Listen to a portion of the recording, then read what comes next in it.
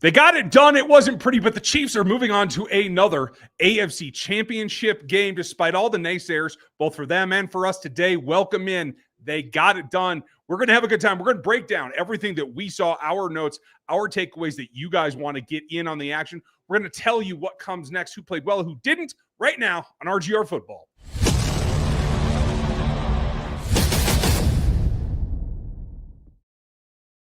Welcome back, everybody. As the last play, or possibly the last play, has kicked off, a strange set of events here at the end, but we were able to jump in and get going because the Chiefs have won another divisional round and are heading to the AFC Championship game against who knows who. We'll find out tomorrow. Make sure that you like, sub, and hit the bell. If you like what you see, we're going to tell you what we think and what we saw and what is the craziness. A lot of social media going on. If you're somebody here who doesn't like my takes on Joe Buck, you can just go away because I ain't going to play with it tonight. If you do, fine. That's absolutely fine. But I thought this was a game that literally showed what Rust will do, is that it slowed them down in the first half. And I felt like they started to find themselves mid-second quarter. What did you feel? No, it looks like we lost Stan's audio. He'll be back here in a second. You never know what's going on. There is a lot that goes into it. This was a game that I'm happy to say. I thought Charles Mendenhue was going to be the defensive spark plug. It ends up being George Karlaftis, although a nice play from Mendenhue as well. He was one of the standouts for me. This was not exactly what I called. I had this as a 27-17 game. It ends up 23-14, a little bit lower.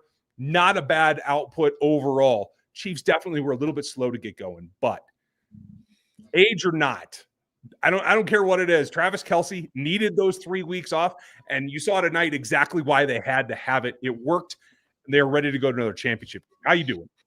I'm good. This was muted. That's on my daughter. I think she was sitting here and messing with her. Maybe I touched it. I don't know. All I know is that I think that the Texans did a good job of doing something different. They did a lot of zone drops, blitzing or simulated pressures, showing you one thing and making it look like another, and it felt like that confused them. Also, what a lack of a run game does to your football team. It makes you predictable. And that was one of the reasons why we were like, maybe you just kind of put Joe at guard and deal with it at left tackle. And this is why. I understand that they still won. Patrick and Travis did a fantastic job. And I think that even in those situations, like Ryan tried to point out in the game plan, where Joe Thuney was losing.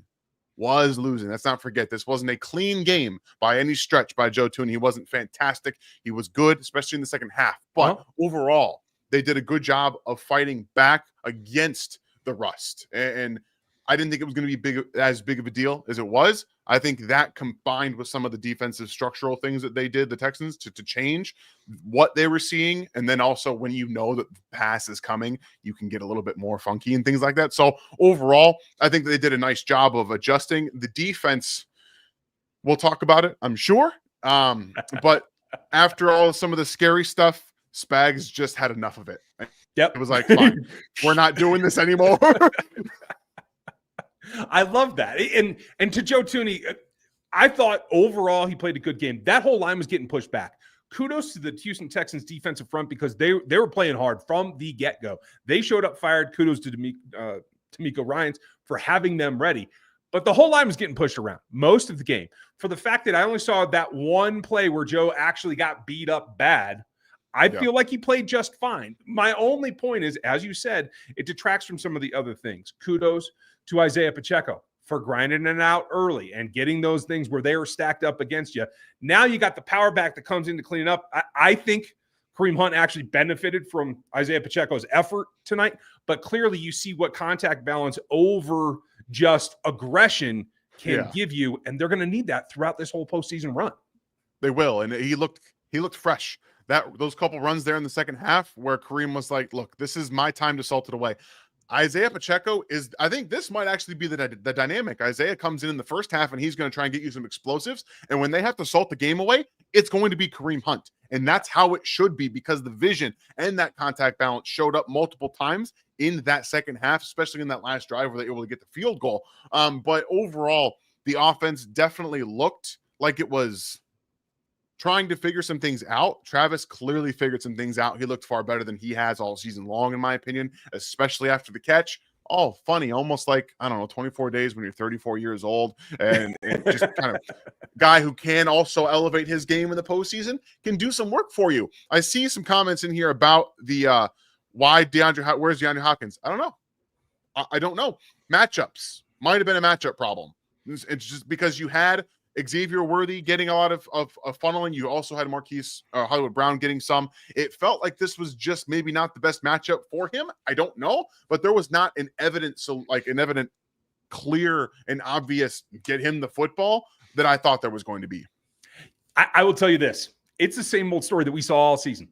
They didn't feel they needed him, period. That's fair. Like there was no attempt to just, hey, go get this. Right. They threw a couple up to Xavier Worthy and he came down with them. Like, that's cool. Yeah. But if Travis isn't doing what Travis does, we probably see more DeAndre Hopkins, but he had a huge game. So you have your number one guy, and that's if you need it, it happens. I think DeAndre Hopkins is kind of they break glass in case of emergency. If Travis can't get open and he can't do it, if they're doing too much there, all right, D-Hop, you're singled up. Here we go. Felt like that might be what you're seeing. Yeah, I agree. And Daddy, I'm not going to pick a fight with you, but you're absolutely wrong. That was a catch. He controlled it to the ground, pinned to his body with a knee, a hip, and an elbow, and then it came out. That is not exactly. If the Dalton Schultz catch is a catch, then it's the Hollywood Brown is too. Like that's the problem. Yeah. And for those of you who don't like my Joe Buck comments, well, A, go away. But B, my problem with Buck is this. They are here to protect quarterbacks, all quarterbacks, whatever. The first one was absolutely a foul because Anderson put his head down, contacted the face mask of the quarterback. That's it. It's overdone. There's nothing else to argue about. The second one should have been a non-call. That was not a foul, and I completely admit that. The problem is the announcer's not here to carry that through. That's the ref's job. That's not the announcer's job, and I'm sick to death of it. And ESPN has to do a better job with who they put on the air, especially given the national tiredness or fatigue about these Chiefs. The problem is head and neck area. No matter what. You can argue the second call all you want. He got hit in the head. Okay? Like, yep. I'm sorry. It is what it is. He slid late, but guess what? It's still contact to the head and neck area. Like, this is the same thing that we had with the Bengals pushing Mahomes out of bounds in that playoff game 2 years ago. It's the same thing. It's a penalty by the rule that is. And I'm sorry, you made a point. That ESPN rules official needs to be fired. He needs to be fired. He doesn't know what he's talking about. Every time he opened his mouth, they referred to him. He was wrong.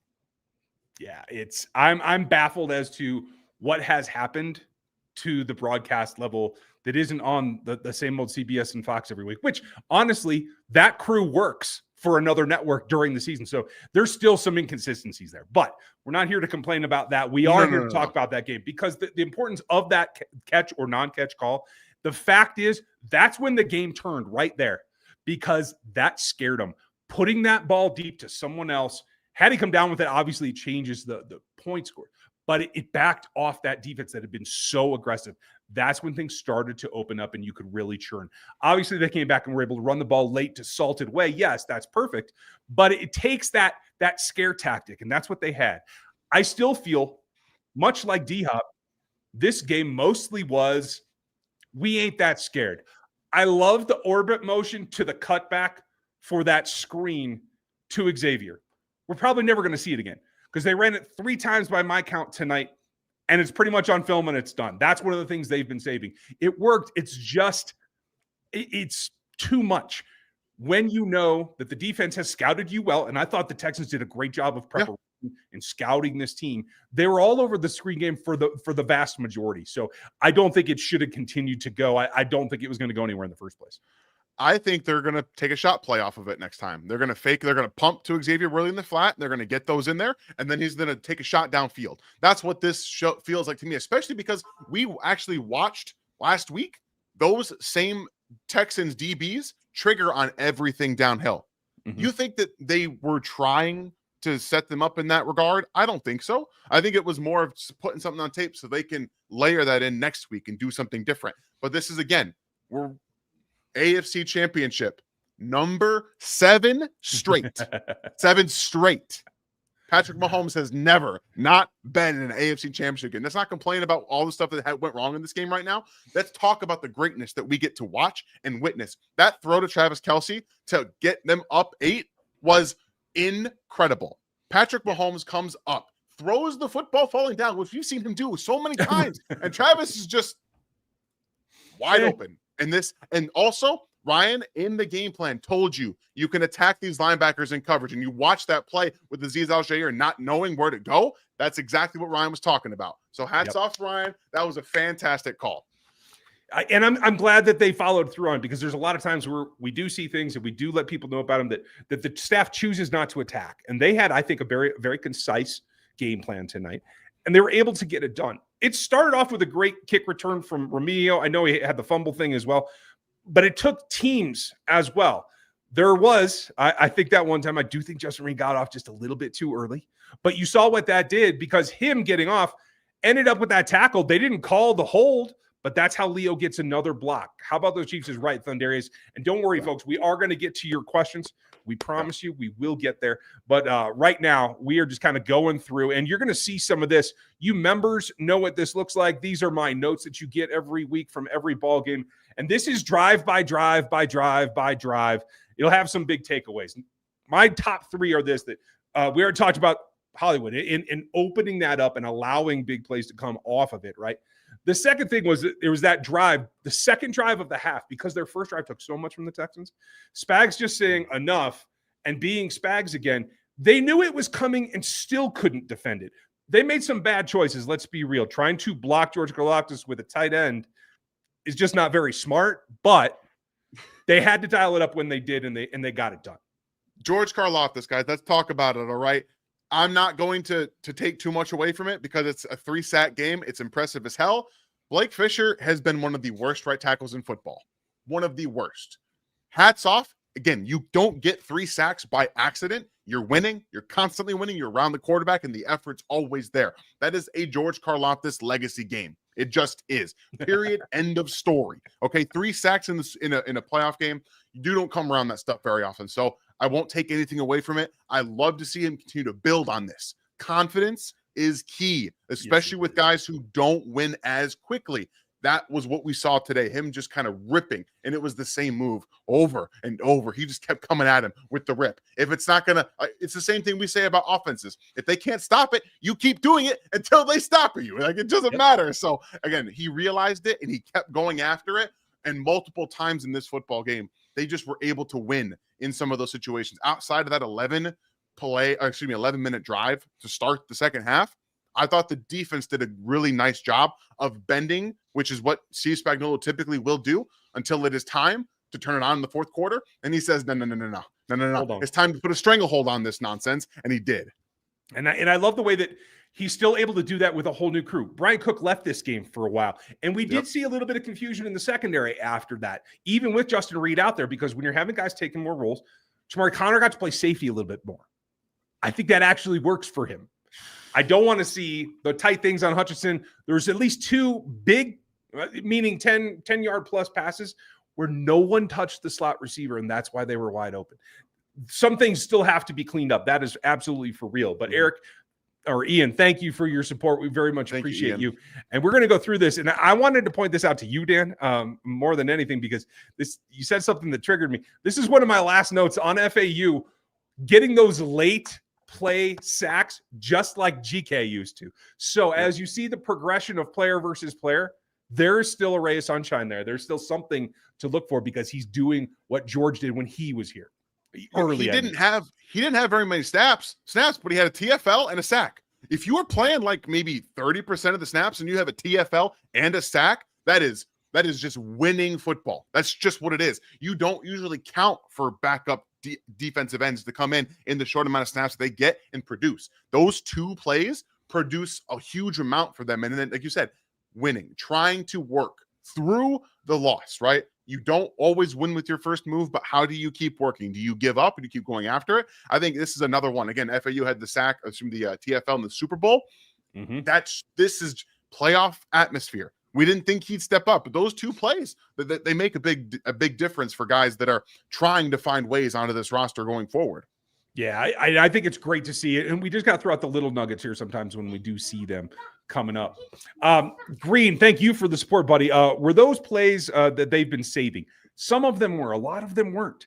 I didn't feel the urgency. The thing with the screens, with the orbit motion, I think that was new, definitely. I didn't see a whole lot else. I'm glad they went to the delay for the tight ends. Noah ran a few of them as well as Travis from what I saw. So I think that was like a wrinkle, but I wouldn't call that a new play. Would you? No, I don't think so. I personally didn't see much outside of the orbit stuff from Xavier where I'm going to tell you guys, I don't feel like they save a ton. I really don't. I feel like they just, we'll find out what works. And in the postseason, we'll just kind of stick with what does. Appreciate that. Eric, thank you for becoming a member here. Welcome in. I want to just point this out real quick because this is what the Chiefs have done all year long. It's what they do. They didn't play their best football, and they should have won by double digits. Like the safety doesn't count in my mind. They didn't play great. They didn't play great. They didn't play their A game. They haven't played their A game for a large portion of the season. They didn't play their A game, at all last year until games against Buffalo. I think their offense played their A game. I think again in the Super Bowl came down to it in the second half. Then they played their A game. When it matters, the A game comes out. And they had 2 drives back to back outside of the kneel where they went touchdown. That's what matters. Yeah. After the Texans got that touchdown off the 11-minute drive, they came back, took some penalties, situational football. They scored a touchdown. It's what great teams do, and they didn't play their best. I agree. I will agree with you wholeheartedly. I don't believe that they played very well in this game. They won 23-14. That should scare the rest of the AFC. Whoever is about to play next, you should be nervous. Look at this, and this is really why that I kind of share your optimism here. It feels like they played terrible, right? So Collins still only had 80 yards. Schultz only had 60 yards. They were opportunistic, and some of them were big chunks, with Schultz actually having the biggest pass catch of the day. I find that interesting. But it wasn't anything that was backbreaking. They didn't get back to Mechie, who I thought had a coverage advantage. He made a couple of nice plays, and had they continued to feed him, I think they could have got something done there. They were well spread out, but nothing was really burning you. Again, the thing that they probably should have done more was way up here. Because if you just let Joe go, Joe Mixon on a bad ankle was ripping things up, and that was good. And that's, again, goes back to this is a two-pronged approach here with Pacheco doing the early work, Hunt reaping the benefits. It's really just Mixon for the Texans, and I think they got away from themselves yet again. It felt a little bit like they made a decision. The one thing that we are okay with beating us is Joe Mixon. Maybe I'm wrong about that. It felt like that to me because the run defense, in my notes multiple times, wasn't very good. And I will say Nick Bolton took some pretty bad angles at times as well, trying to get downhill. That's what happens when you're aggressive against the run. You're trying to get into the backfield. Sometimes you let guys go. And Mixon did a really nice job of grinding out yards, of taking advantage of lanes when they were there, and just kind of getting to the next level almost every single time. And that's what they wanted to do. And like you said, there was that drive, I think right after the Chiefs scored, where they went pass. That was the mistake of the game for the Houston Texans. They had some situational gaffes, like that 4th down where they didn't call a timeout. Yeah. That's a situational gaffe. And some other things too in this football game, like the not just letting the clock wind down to the 2-minute warning, trying to get that play in, and everyone was confused. There were some real big situational gaffes that happened in this game, but the biggest mistake was not running the football after they went down 8 points, because that sealed their fate. It sealed their fate because it took time off the clock for the Chiefs, and then they got the ball back. I know they went 3 and out. That didn't really matter at the point. And they downed the ball inside the 7-yard line or inside the 10-yard line. That was it. It was over. And unlike the Chiefs, and this is what I think the distinction we have to make, the Chiefs can do that. They can go away from one facet of the game and still survive. Absolutely. Most offenses cannot, and the Texans certainly cannot. When you lose that balance, that's your end. If you were just a little bit more faithful in continuing to run the ball, you would have gotten some chunks. You would have gotten some first downs against the defense, even though Spags was stepping it up. That is the one way to thwart Steve Spagnuolo, is to continue to run at him, because that takes away a lot of the blitz patterns, especially when he wants to send from the outside. But you put him in that situation. The Chiefs did what they had to do to get to that point, to put them in passing downs, to put them in a we have to go score right now type mentality. And that's probably the biggest factor, is you put them into a mental state that they aren't prepared to carry through against what you're wanting to do. This is Spags making you do what he wants you to do in order to be prepared for it. Absolutely. Just real quick, guys, I want to touch on our sponsors, some of our underdog fans. We did that on the game plan. DeAndre Hopkins away. That's all it was. I was very close. I was very close to this one. We had the Dalton Schultz over or higher receptions. We had the Kareem Hunt score. We just didn't get that DeAndre Hopkins higher than 3.5 receptions. It didn't come in. We'll hit some. Do you have it up there? Can you show it to me? I didn't get a chance to look at it. I don't have it up real quick. I will show it though. Never mind. No big deal. Folks, our newest sponsor, Underdog, is back for the playoffs, and we're very much happy to have them. And we do have a great time doing their pick'ems because of exact things like this. In my playoff fantasy run, which is only playoff teams, I sat Hopkins on purpose because I just wasn't sure if he was going to have to get it. So knock on wood, I'll probably play him next week is my thought. Sean, how about the defense and special teams? Chanel with his second blocked kick. Dan, how about George Karlaftis, his career game? And that is it. Career game. That's what it is. Like there's no taking away from it, regardless of who you go up against. When you got 3 sacks in a football game, and the fact that it was in the postseason, that's a huge thing. So if he continues to play like that, the money's going to talk at the end of next season for George Karlaftis. So keep an eye on that. How many times does anybody get a blocked kick in any season? Not to mention 2, right? 2 special teams. The only thing in this game that made no sense special teams wise was the safety. What are we doing? What are we doing here with the safety? I've seen all you guys in here talking about it. I get it. We're going to talk about it right there. There was none. There was none. It made no sense to me at all. You have to kick the ball away anyway if you take a safety. You're not wasting much time off the clock. Just they would have kneeled down anyway I didn't get either. I was transitioning into this chair when that play happened, and I couldn't actually see it. So I'll go back and rewatch it. I'm not sure what that logic was either, other than let's just not give him the ball. Let's try to give him as little time as possible is my guess. But hey, what do I know? Sean, thank you for your comment. We very much appreciate you. You teed us up for some of my notes as well. Corey, hey guys, a lack of wide receiver production due to the pass protection or something else? I felt like for the most part, Patrick was rushed most of the night due to the pass protection. Also, Stingley is at the top of his game. He improved week by week through this year. And so at least for that side of the ball, I don't think he had many opportunities, at least not that I saw live. We'll see what the 22 looks like. But I think it was a combination of both, mostly on the pressure, in my opinion. And I don't think until they were play actioning that they were really looking to stress the safeties, which I think was actually a calculation that I disagreed with because I thought the safeties were there to be had. I agree. And that's the outside guys are where you don't want to throw the football. And you saw them single up Travis Kelce with the slot. It wasn't Eric Murray, but it was their nickel. And it was a mismatch for Travis Kelce, and he won that pretty handily every time. So it was a good thing they did that. But overall, it felt like interior-wise, Trey Smith maybe not had his best game. That hold was not on him, though, by the way. That was weird. There was no hold there. He got taken down, and the guy came with him. So I was like, why are you throwing up the flag there? But it is what it is.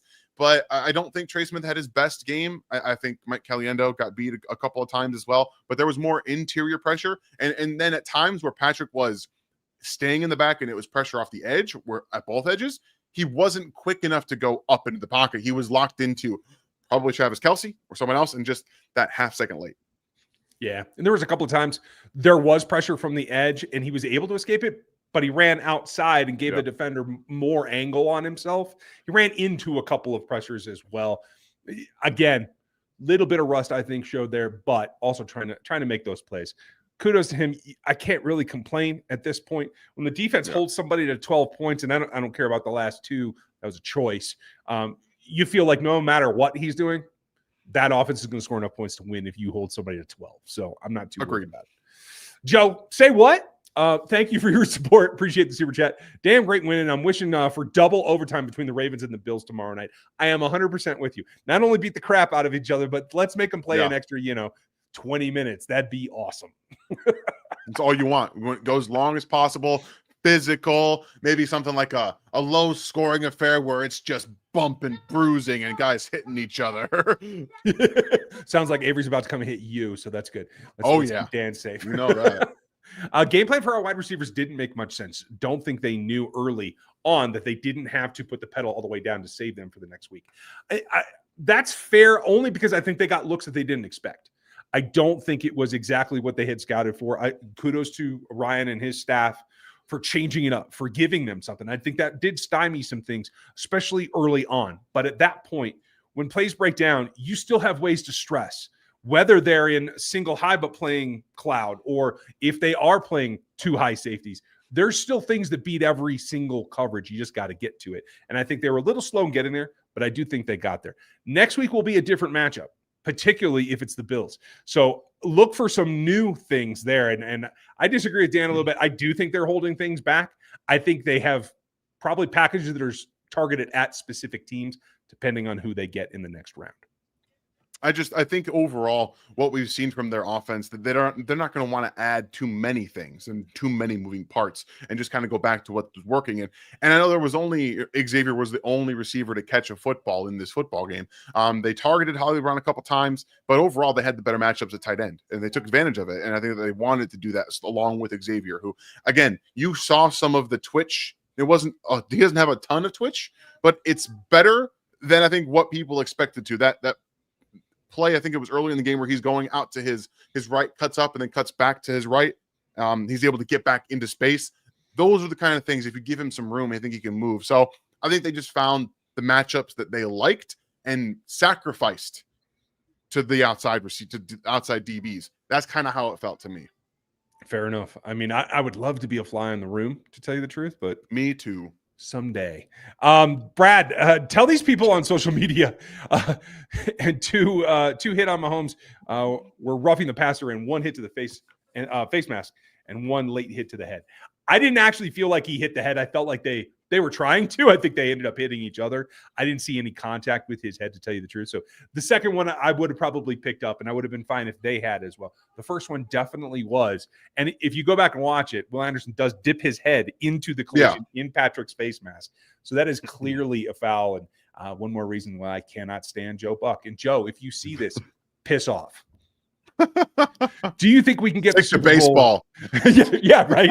Go back to a series of something, or win it. Do you think we can get to the Super Bowl or win it with the way we played today? Great question, Tom.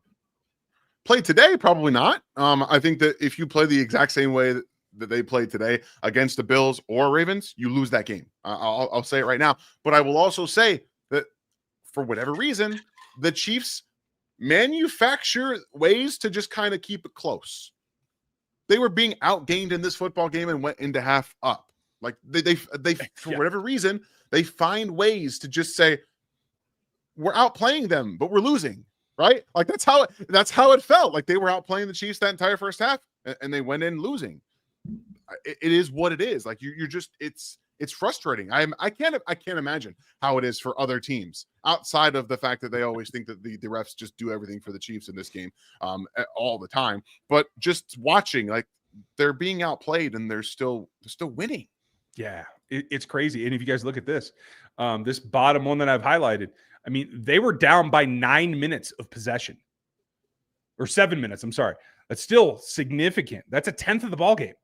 It's ridiculous. Yeah. They were not very good on third down. I do think that's something they're going to have to clean up, because not only did the defense give the Texans a lot of third down possibilities, 17 attempts, but the Chiefs only came in at 36%. So obviously not what you're looking for. But I do think some of the yardage total complaints that I do see on social media are a little bit misguided, given especially how that first drive began. Like with 16 yards to go, you just can't get much out of that. You know what I mean? It sets you up to have a little bit lower output, and some of these stats can be misleading if you just look at the box score. I think that's a Kaiserism. Don't forget, check out Seth Kaiser. He'll explain that whole concept a little bit better than I can. Donnie, thank you, buddy. Appreciate you. George and FAU looked very, very good. And I like it because if George can continue this first step of traction, and if teams are dumb enough to keep trying to block him with a tight end, I'm all for it, because he's now in the instigator role where FAU playing next to him. And I believe FAU, the sack came when he was lined up on the right-hand side of the defense. Yes. It takes time. So George is pressuring someone back into the right-hand side, and FAU can come get him. So now there's ability to play off of each other, as well as Menahue and Chris, who I think both obviously didn't have the late performance, but I thought they both played a great game. And I thought Menahue sack early, if they only got one, I was pretty damn impressed. Yeah, and both teams had fumbles in this game that they didn't recover. Let's not forget that. The other team didn't recover. So that's another area to just kind of look at. There were no turnovers in this football game. So outside of the fourth down sack, but overall, I think they did a good job. Let's real quickly, Andy Reid update came out without any serious injuries. So Justin Reid taking that hit, he obviously came back and helped off the edge of that kick. So he's okay. It looks like it was just bumps and bruises, which is a great thing to hear after a game like that with 24 days off in between. And damn it to hell, Watson almost had his pick. I mean, and nothing. I'm glad Justin's all right, but just if that would have happened, his first game back after this whole season, like I'd be losing my mind. You guys would be already tired of me. I understand that Jalen Watson probably needed to get his legs under him. He looked better than any other DB not named Trent McDuffie, who, by the way, we're not talking about having 3 pass breakups in this football game. He had 3 of them. Right. And we don't talk about it because George Karlaftis had said they had 5 or 6 sacks in this game, and Trent McDuffie was fantastic. Jalen Watson, every time I saw him on the field, was awesome. The other guys were getting beat. No offense. I asked Jamar Connor to step up in this football game, and he made some plays against the run, which is all he really does. He does have a tendency to be in space from time to time. It just didn't happen tonight. I'm still hopeful. But you're absolutely right. The look at PBUs, 1 for Reed, 1 for Watson, who's, been back for 5.5 seconds, and 3 for McDuffie. You can't get away from that. And he left the field for a couple of minutes, right? Had to get checked out. Cook had to leave the field and go get checked out. Reed left the field and had to get checked out. Everybody ends up back, but the Chiefs dodged some bullets in this game as well. Absolutely. And that's what you have to be able to do, right? They came into it relatively healthy. I would say right now, going into next week, Jalen Watson, hey, buddy, get ready to learn 70 snaps. Get ready to learn 100% of the snaps because they will need him to play those entire snaps. He really is what makes this defense good. I'll be very honest with you. If he's not on the field for the vast majority of the football game next week, I don't know if you're going to win. I just don't. Even with the fact that both teams don't necessarily have a full complement of receivers, whoever it is that the Chiefs play. It doesn't matter. They can still get beat. So Jalen Watson made fantastic plays in this game while once again coming back from an injury that I did not expect him to. Let's not forget, I tweeted out earlier this season that I didn't think he'd be back. And he responded, "Who said I won't be back?" And then immediately deleted it. So he knew. He has been known that he's coming back this season. He played great. I've been telling you since about 2 weeks after he went out, and I'm glad. This is one that I was like, even for me, I was out on a limb on. I was like, okay, I hope that I can pull this off, and he can pull this off. Well, it's working. Just for a side note, though, I will say I did not write anything negative about Najee Johnson in my notes tonight. Did you? Well, I don't think they even attacked him, very honest. I feel like they didn't go after him. They went after the middle of the field, which, again, is what they want to do. Najee Johnson can be taken advantage of down the field. But if you look at the vast majority of the big plays, there was one to the outside that, again, shouldn't have counted, in my opinion. It wasn't a catch, but it came up as a catch. Whatever. They did their problems over the middle of the field, and multiple times it was Jamar Connor that they attacked. That was the problem for me. They attacked every time you saw somebody on a safety or on Jamar Connor, they were throwing it to them over the middle of the field. And then there was a couple of times that McDuffie was there, but Nico Collins makes a play. Okay. Yeah. All right, tip your hat because Nico Collins is a fantastic football player. Okay. Yeah, and I'm first to say it, he beat McDuffie squarely on that dig where he went over the middle and had to go to the ground. Okay. Oh, for sure. That's great reception, good route. He won that rep. Okay, I can live with that. That's not the end of the world. David, does Karlaftis rush better from the left side? I personally think so. I've thought so since college, and I haven't seen anything to the contrary myself. Have you? I think that's where he does the vast majority of his work. Yeah. So, yeah, that's where he plays almost exclusively. So, yeah, I agree. Perry, thank you, buddy. Appreciate you. We also can't get to the point of judging how hard a headshot is. Mahomes is trying to draw that last penalty, may hurt us going forward. I don't think so. I mean, you know what? People can complain about that. The flop out of bounds. All right, fine. It was a flop. Yeah, completely agree with that. But at the same time, he's trying just to get something out of a play that he just lost a yard on. So if somebody's dumb enough to make a mistake and hit him late, he'll take it. Sacrificing himself, I don't have a problem with that. I don't think it was directly because of the hit to the head earlier in the game, if that's what you're saying. Yeah. I don't think he's going to have any negative effects from it myself. So we will see what happens. Thank you, Perry. We appreciate you. And thank you, Daryl. Something good is, here we go again, back to the AFC Championship game. We're going to see who it is. But thank you, Daryl. 4 years plus in our memberships. Can't do it without you guys, and we very much appreciate you, brother. It's been here a long, long time, and it's good to see you. I'll tell you something else good. Andy Reid he's got 300 wins. 300 wins. Andy Reid, buddy. Off of a bye week. Undefeated. Right. The Chiefs are now 7-0 in divisional rounds in their last 7 seasons. Patrick Mahomes, Travis Kelce, setting records. Chris Jones got a sack in this game. Should have had a couple of them. George Karlaftis, 3. 8 total sacks. All right. 8. Now, whichever team you play next week is going to have a better offensive line. Just is. Yeah. But the fact that they were able to get home as often as they did, even with the blitzes, that's a great sign. It gives them confidence coming off of the long bye that they had to be able to say, all right, we felt like our front got better, got after the quarterback. And we all know that in order to win these football games against Patrick Mahomes, you're going to have to throw the football. It's going to come down to dropping back and passing. So bring it on. Yeah, I completely agree with you. Folks, looks like the pressers are starting to wind, which means I'm going to be live on Locked On Chiefs after this. We're going to start going a little bit quicker through here. Terry, I don't think we showed all of our tricks tonight getting ready for next week. I agree with you. I think they held back, in my opinion, pretty significantly, and they only threw a couple of wrinkles out there. Although I do like your comment about wrinkling off of what we saw today. Yeah. Hopefully. Well, I'd love to be wrong. I would. Hey, we'll see. Brandon, thank you, buddy. Appreciate the support. Sorry if you've talked about this already. Any bit, is it just me, or did the broadcast try to paint a narrative of being ref favored all game? Yeah, absolutely. That's the whole thing. That's not their job. You can complain about the calls. You can say, and kudos, I make this distinction because I think Aikman, as much as I don't really care for him, I think he at least is trying to put his honest opinion out there of what he's seen. Joe Buck has no reference to playing this game, so I have no use for his opinion. So he should just stick to keeping his mouth shut about it. I think this is exactly the problem that Brandon outlined here. I don't disagree. It's become the thing that gets clicks.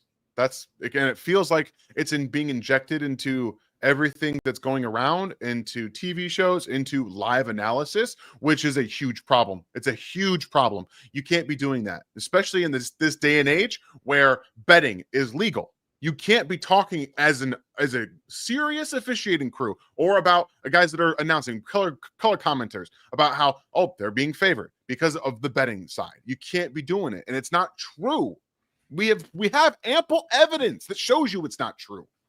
And honestly, I found myself wondering, what are they doing? Because the league's going to get fed up with this. Should not be a conspiracy theory show, as far as I understand. This Agreed. Is just ball. Thank you, Brandon, though, and I appreciate you saying that. Fredland, appreciate you. Thanks for the super sticker. Thank you, Fredland. Keeping us rolling. I appreciate you. Mr. Anderson, I always go back to the Matrix when I see your tag, dude. Sorry. But thank you for the help. Is this the best defense they are going to see in this particular run? That's a good question.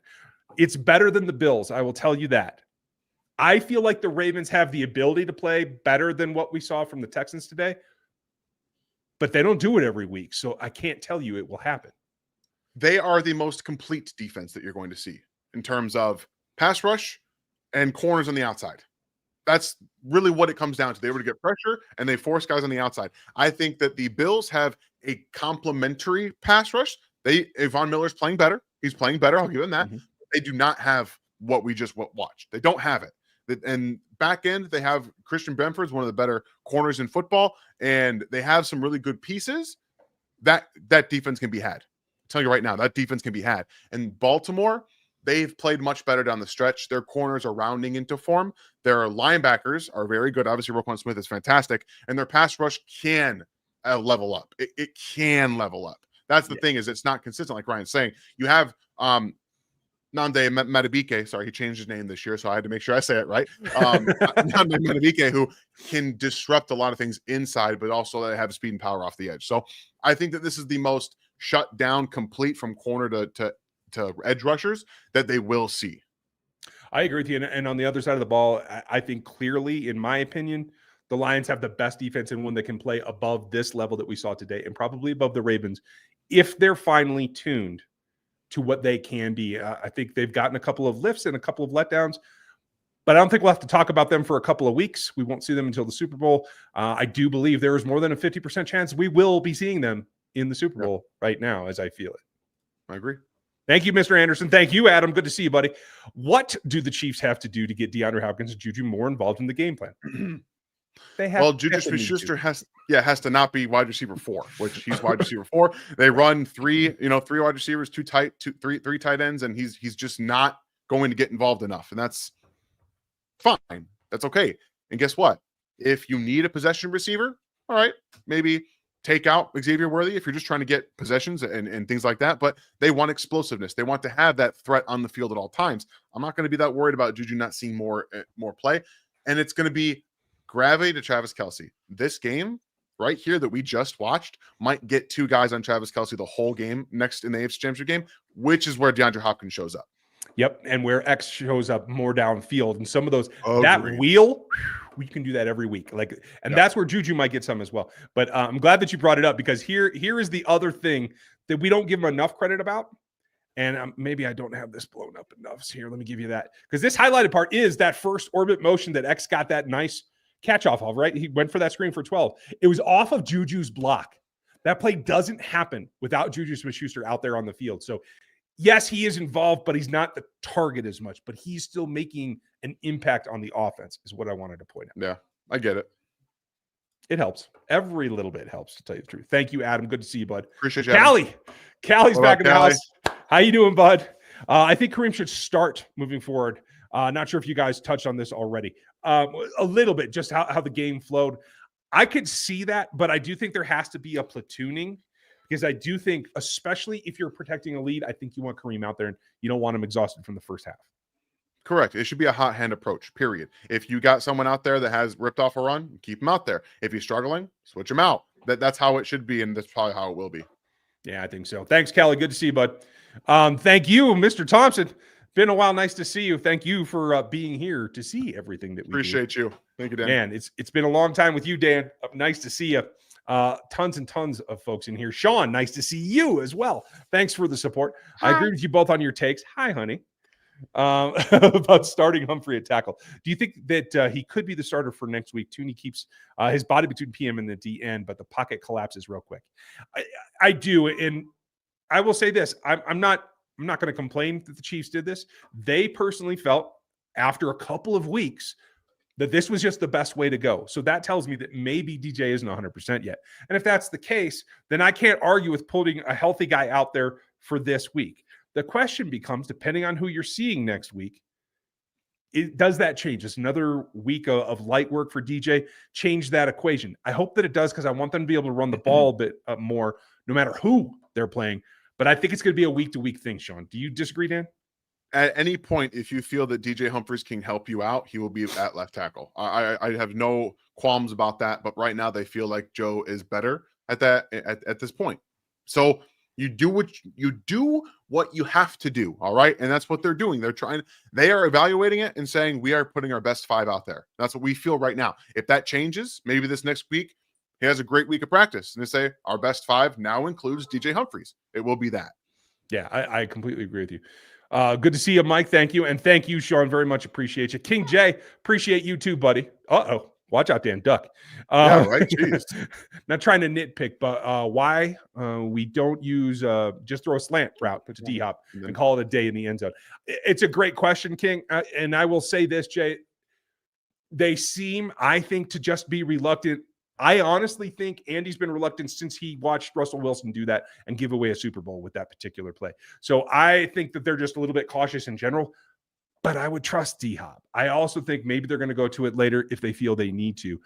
But I don't know. It just seems a little bit trepidatious to me. I agree. We're just going to find out. Again, if you see a lot of gravity going to Travis Kelce and Xavier Worthy, DeAndre Hopkins is going to be open all day long, and you trust him in any one-on-one situation. Yeah. And if you can't do that, you certainly are going to run that deep over, especially in the red zone where he trails the backside of the end zone. Because that's going to work. You just got to be able to hold up the protection for 3 seconds in order to deliver that ball. And I think that they'll be able to get to that point. Thanks, Jay. Appreciate you. Thank you, Nick. Thank you very much. You're so still in. You're so silly, too. I don't know if that's. She said that they're still in. Oh, they are still in. Yeah. See, she's better than I am. I think field possession was the reason on that punt, Dan. If you punt, they will make it past the 50, even if they had no time, regardless. Yeah, but again, even it's more than a possession lead. They couldn't have taken it from you, but either way, it is what it is. But thanks for pointing that out, Nick. Appreciate it. Minotaur, good to see you, pal. Would have been nice to see some other receivers get some looks, or maybe Kareem from the get-go. I think they want to be very cautious with Kareem in particular because I do think they overused him and ran him down. So I do think we're going to see a balance here. I don't have much of a problem with that. I do think there was more to be done, though. Only 2 targets for Hollywood. I know one was you changed the course of the game, in my opinion, but I would have gone back to him a little bit. I think that's one of the other things that they're holding back on. Yeah, maybe, and we want to see more diversity in the passing game, right? We don't want to see it focus as much, but when you can beat a team while focusing it, it opens up prospects for the AFC Championship game. Which again, it felt like even though they were being outplayed and they weren't losing the game, so it felt like they were just going to keep doing the same thing until the Texans made them stop. Exactly. Like they feel like an unmotivated teenager. I'm not going to do this until you make it hurt for me to not do that. And then I guess I'll change what I'm doing. Thank you, Minotaur. Quentin, thank you, buddy. Good to see you.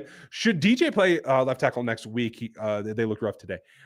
Again, same kind of answer. Like if he's able to be better, especially given that now there's another game of film on Joe, et cetera, at tackle. I think the staff will make that change when they feel it's an advantage. So maybe that is this week. Maybe it's not. We just don't know.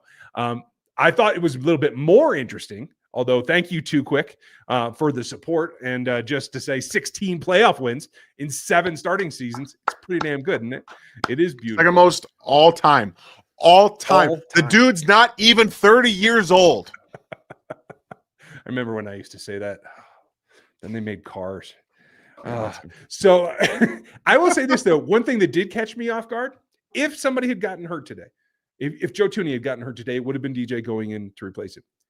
If Jamon Taylor had gotten hurt today, it would have been Kingsley Suamataia is my guess. I don't think they would have had DJ go in at right. I don't think I've ever seen him take a snap at right. So I find that very curious. So I don't know if maybe Wande Morris re-aggravated his injury. He's been playing with one all season, just so that you guys know. And I know a lot of people are like, oh, it's a wasted pick if they move Kingsley to guard.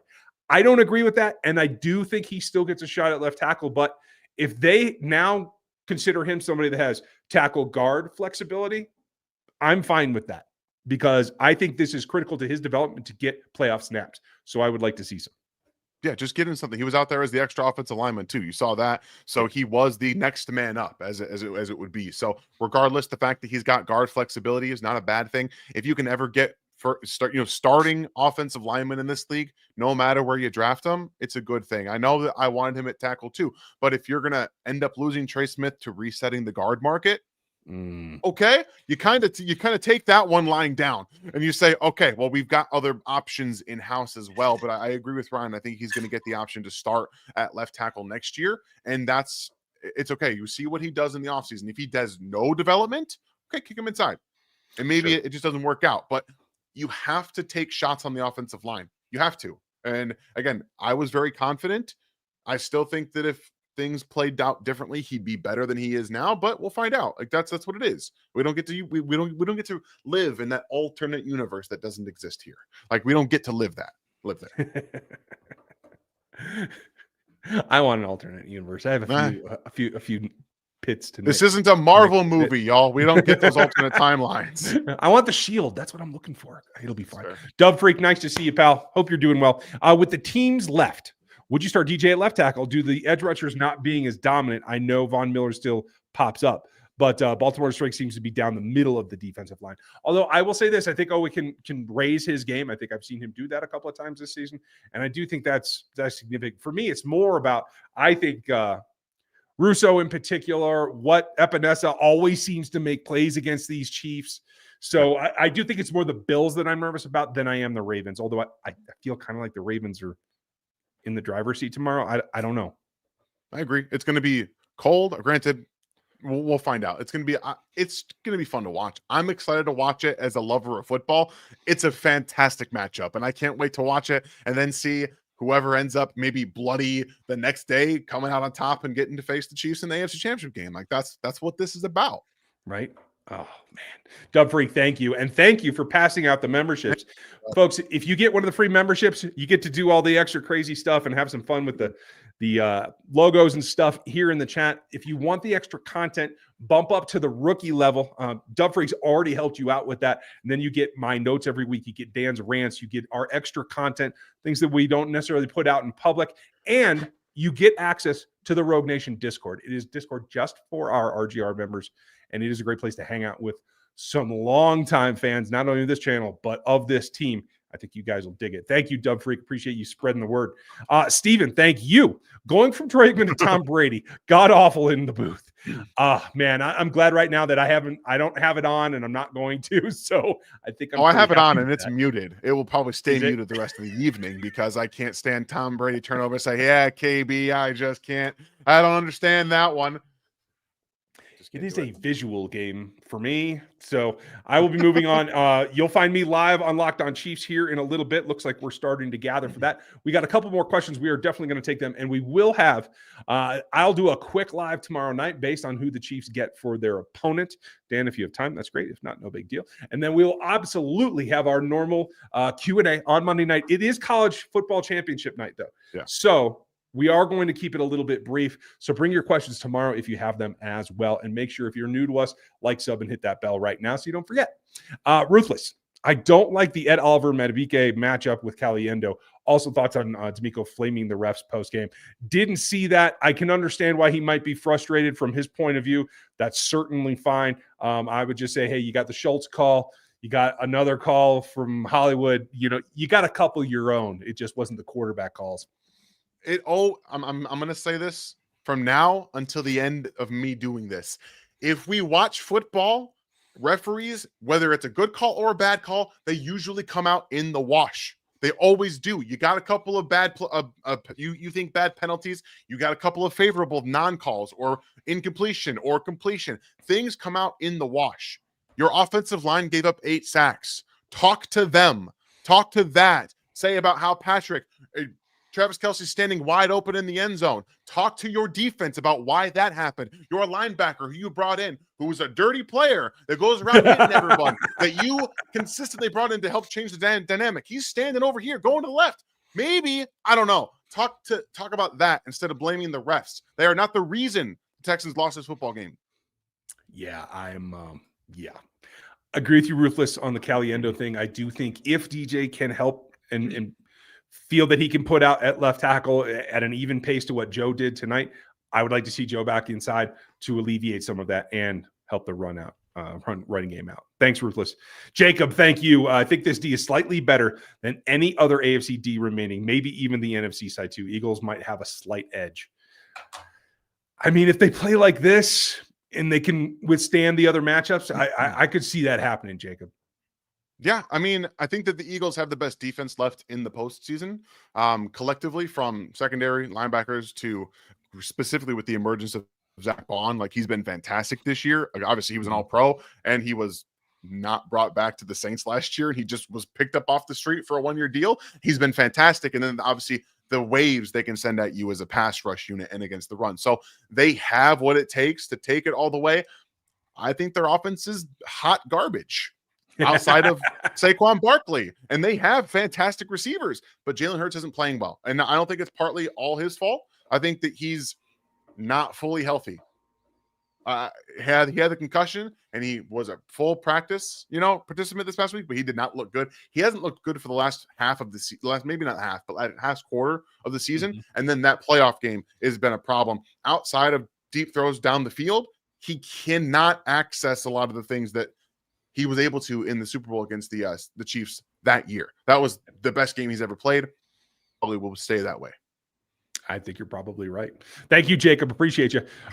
Greetings from Germany. Nice to see you. Hope you're enjoying your evening at 2 a.m. or whatever it is at this point. 2 to go. In retrospective, McConkey over Worthy in our draft. Love you guys.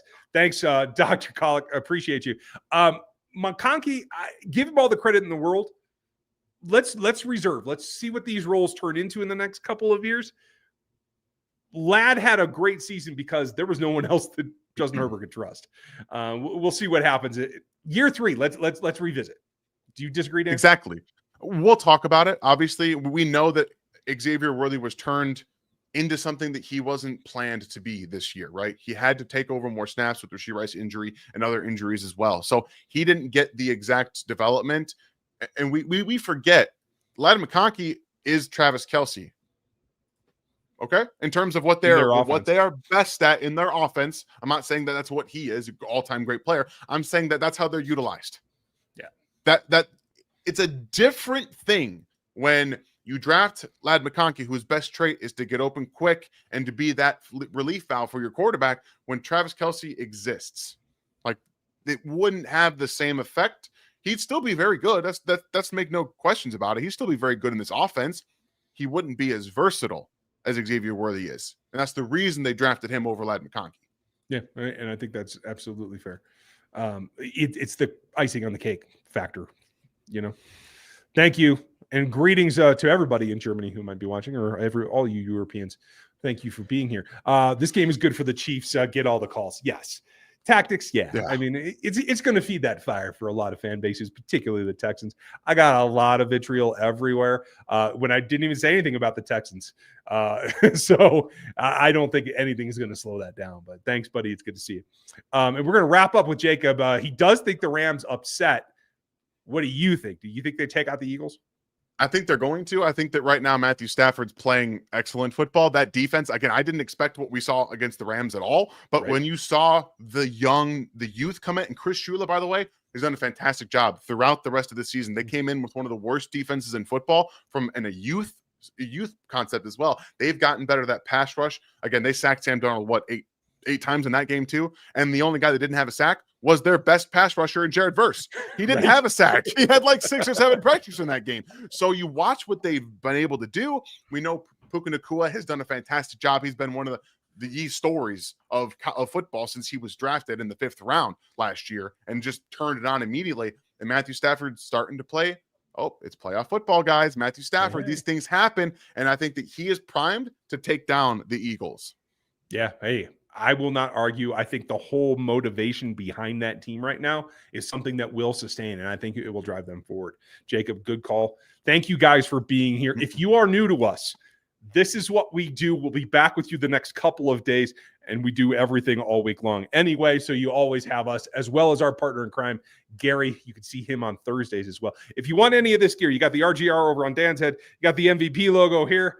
You can get Chiefs Nation. If you want to get in the store, help us out. Check out our pals over at Underdog Fantasy. We'll have more on them tomorrow and Monday, but have a great one. Thanks for being here. I'm going to go live over to Locked On Chiefs here very shortly, and check out Dan at the Draft Network and everywhere else. You do anything else tonight? No, I'm going to watch football tonight, guys. I'm going to get my daughter down to bed, and then it's turn football on the rest of the evening. I might see the second half. We'll see what happens. Have a great one, everybody. We'll catch you tomorrow.